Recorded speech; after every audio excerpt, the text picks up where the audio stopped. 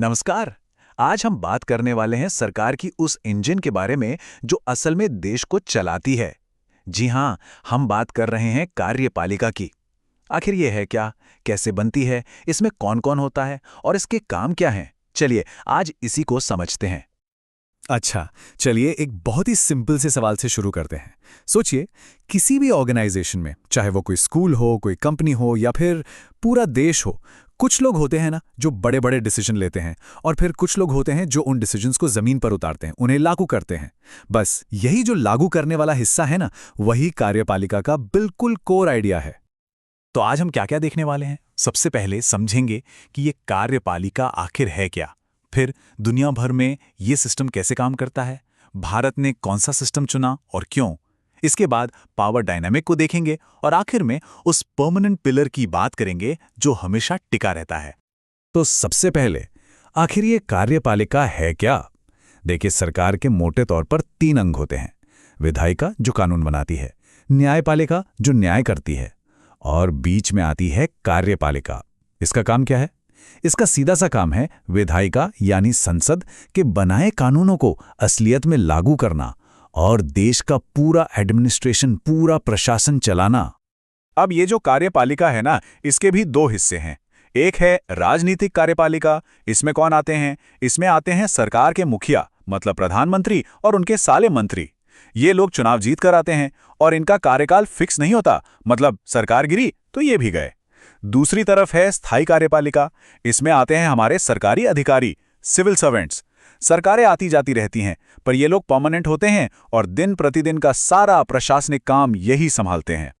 अब एक मजेदार बात यह है कि हर देश में कार्यपालिका का सिस्टम एक जैसा नहीं होता।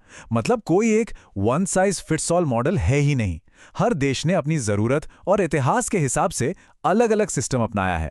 तो चलिए, दुनिया भर में जो मेन मॉडल्स हैं, उन पे एक नजर डालते हैं।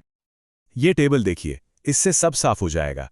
3 मेन सिस्टम है। पहला है अध्यक्षीय, प्रेसिडेंशियल सिस्टम, जैसे अमेरिका में। यहाँ प्रेसिडेंट ही सब कुछ है, मतलब हेड ऑफ स्टेट भी और हेड ऑफ गवर्नमेंट भी, और वो विधायिका को जवाबदेह नहीं होते। फिर है संसदीय प्रणाली, पार्लियामेंट्री सिस्टम, जो हमारे भारत में है। यहाँ सरकार के मुखिया प्रधानमंत्री होते हैं और वो संसद के प्रति सीधे जवाबदेह होते हैं। और तीसरा है अर्ध अध्यक्षीय, सेमी प्रेसिडेंशियल, जो इन दोनों का एक तरह से मिक्सचर है। तो सवाल ये उठता है कि जब हमारे संविधान बनाने वालों के सामने ये सारे ऑप्शंस थे, तो उन्होंने पार्लियामेंट्री सिस्टम यानी संसदीय व्यवस्था ही क्यों चुनी? ये कोई अचानक लिया गया फैसला नहीं था, इसके पीछे गहरी सोच थी। सोचिए, उस समय कितनी बड़ी चुनौती थी। एक तरफ एक ऐसी सरकार चाहिए थी जो मजबूत हो, जो देश को साथ लेकर चल सके, बड़े फैसले ले सके। लेकिन दूसरी तरफ ये भी डर था कि कहीं सरकार इतनी ताकतवर न हो जाए कि वो लोगों की बात ही सुनना बंद कर दे, एक तरह से तानाशाह बन जाए। तो पावर और अकाउंटेबिलिटी यानी शक्ति और जवाबदेही के बीच एक फाइन बैलेंस बनाना था। तो संसदीय प्रणाली को चुनने के पीछे कुछ बहुत सॉलिड वजहें थीं। पहली बात तो ये कि हमें इस सिस्टम का थोड़ा बहुत एक्सपीरियंस था 1919 और 1935 के एक्ट्स की वजह से।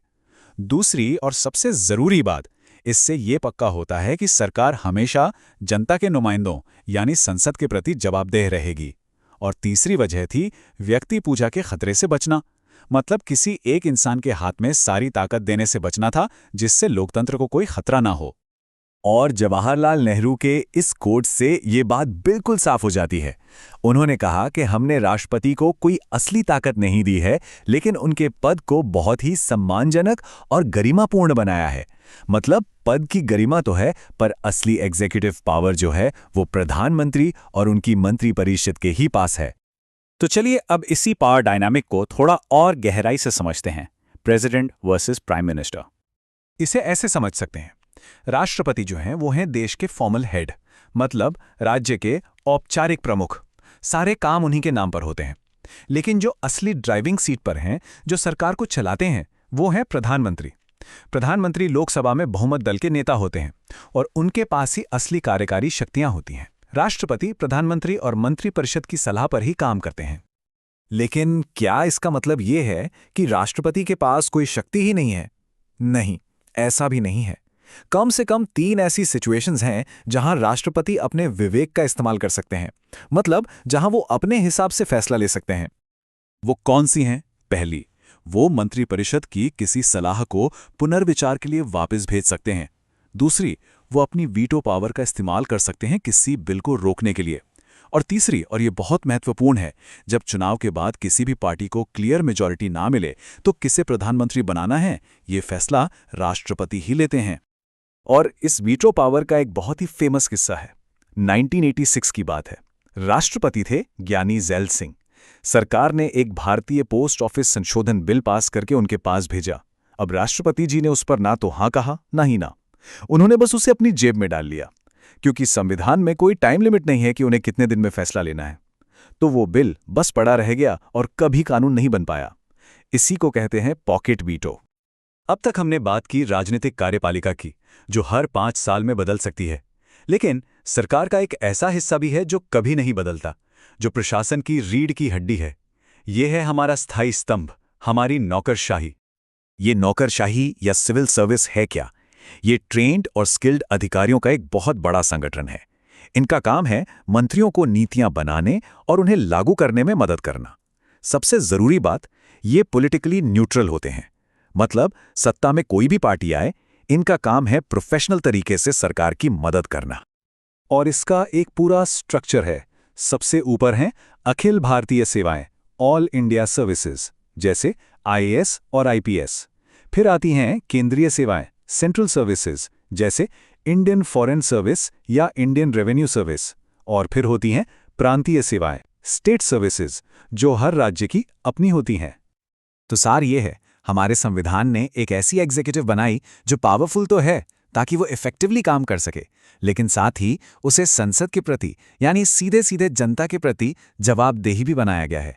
ये शक्ति और नियंत्रण के बीच का एक बहुत ही खूबसूरत और सोचा समझा संतुलन है।